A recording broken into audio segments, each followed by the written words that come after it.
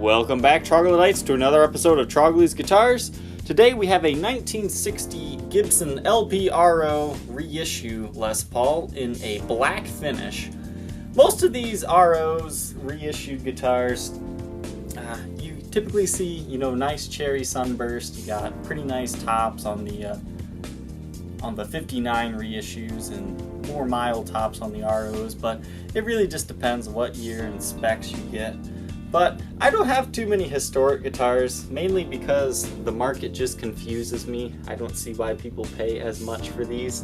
Even holding this guitar, I'm not knocking historic guitars at all, but they're not too much different from a regular Les Paul standard. So let's kind of talk about the differences here before we get into it. Headstock shape is definitely more historically correct. It's a little bit smaller than a regular Les Paul standard, and it almost looks a little more rounded to me. It definitely pleases the vintage crowd. The plastics are more historically kind of correct shaped and just a little bit thicker, I found, especially on the pickup rings here. Like, these aren't going to crack as easily. They just feel, better made. They're a little bit thicker. Same thing with the Pickguard. You'll have stock pointer knobs here. They call them thumb bleeders because sometimes you'll prick your thumb on them and you'll bleed. They're a little bit more rounded nowadays, and you have your 1960s style knobs. Perhaps the biggest thing is the woods that they use. They're typically, better woods in that they're lighter weight. This is a fairly light Les Paul. It's, I think, a little under 9 pounds. We'll see that a little later. And the most historically correct thing is the stock Gibson ABR1 bridge with aged nickel hardware. This is a vintage original spec VOS 1. And lastly, you have the correct looking serial number, only being 5 digits long. Depending on the year, sometimes you get a longer serial number, but this is kind of your just 1960 reissue, the way you think of it. So that's kind of what makes these different from a regular Les Paul standard. Is it worth it? If you're really into the historic correctness of guitars, I think yes. There is a little bit more of a prestige feeling to this. You have more correct looking pretty much everything. One thing I missed is the binding nibs aren't quite as big. They just run it right along the edge. So historic Les Pauls, definitely cool. I can definitely see why people get into them. So let's take a look at this black Les Paul 1960 reissue. This is definitely a used guitar. You can see once I shine the light on it that you do have some nicks and dings. Especially up here in the corner, there are a few very tiny dings in the lacquer, but mainly just, light string change wear and whatnot. Truss rod works fine. You do have a replaced nut on this one. I believe the seller said it's an unbleached bone nut. I'm not 100% sure on that, but it was definitely a good job. There's no major cracking or anything like that. And it almost looks like on this side that they put a little lacquer over it to make it look original. Interesting. The rosewood fretboard on this one's beautiful. When I say they use, private select woods that are better than the Les Paul standards, I mean it. This rosewood board is amazing looking. It's got a lot of nice wood grain in it, and the inlays are a little bit more historically correct compared to a regular Les Paul standard. You have Burstbucker 1 and 2 pickups in these guys, so you get a higher end pickup in these. I mean, they are better guitars, but we'll see if they sound any better. I'll try to do some comparison videos for you guys. Hopefully you Troglodytes have been enjoying those. I think that's kind of what this channel is going to start to become, is more of a comparison channel as well as the video tours. Because I would like to go to a daily upload schedule. I've been trying my hardest to do that. So yes, let me know if you guys appreciate that. The body itself is in good shape. The only thing that's wrong with this guitar is it's black. And black shows everything. So as I run the light around here, you're going to see lots of fingerprint smudges, some light playing wear, and the such. I mean, there's no giant gouges in this guitar. I would say there is kind of a larger ding there. But I mean, it's not too bad. It looks like a ding there. So you've got some average light dings, but overall this guitar is in good shape. I would say know, pretty comfortably a 9 out of 10 once you polish it up. But the aged nickel hardware really does set this guitar off. One of my favorite bursts and burst stories is one of the black burst. A guy came in, you know, in the late 50s. He's like, I want a Les Paul Custom in black, but I can't afford it. You think you can take one of those standards down and just spray paint it black? So they did that. And over the years, it's aged, and it just looks phenomenal. I love aged black standards that are historically correct, like this one. So I think this would make a very good historic makeovers type candidate, because aged black looks awesome, or you can just get rid of the black finish. I'm sure there's probably still a decent top under here, but I can't guarantee anything. Take a look at the back of the headstock. Nothing major, just, you know, average wear and tear for the most part. Some light smudges from handling. No breaks, cracks, or repairs. Typical, you know, RO neck. I think up at the 12th fret, it's like 0.9 inches. So, I mean, it's not a huge neck. I would definitely say 60 style like it should be. But, it, you know, it's got a little bit to it. I mean, it's not like SG thin or anything like that. The back of the guitar, it's got some very light scratches. I think this is mainly just from, you know, rubbing against your shirt, not necessarily a buckle.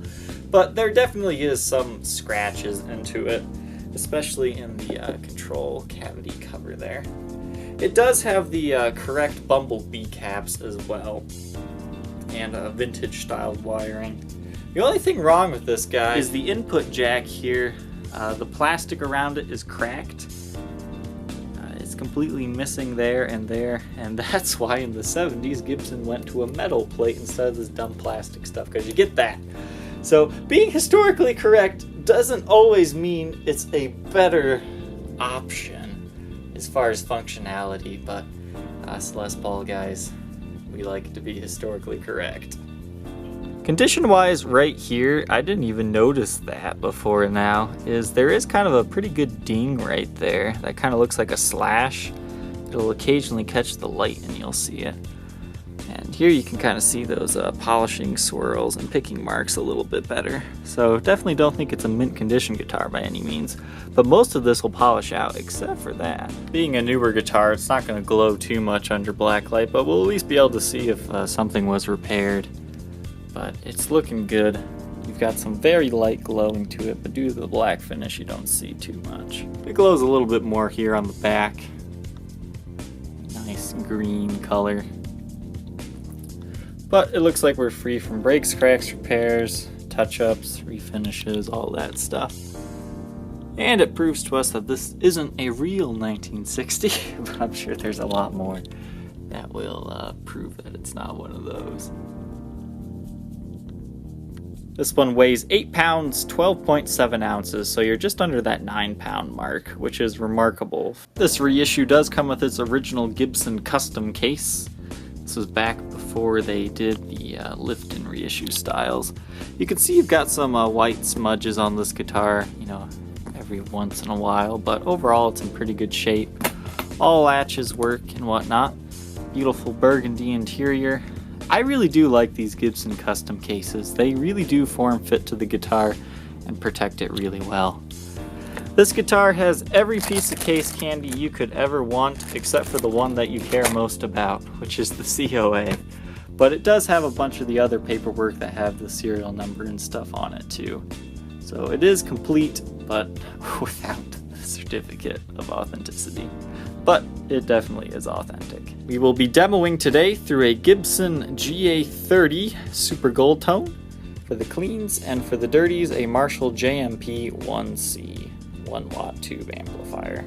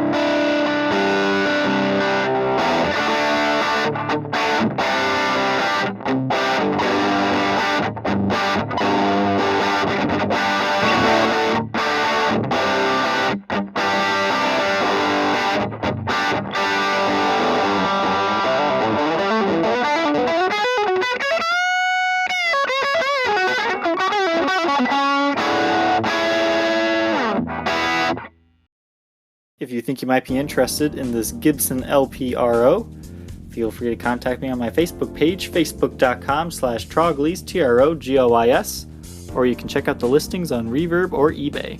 Alright, Troglodytes, we'll catch you next time. I hope you like, comment, and subscribe. Bye.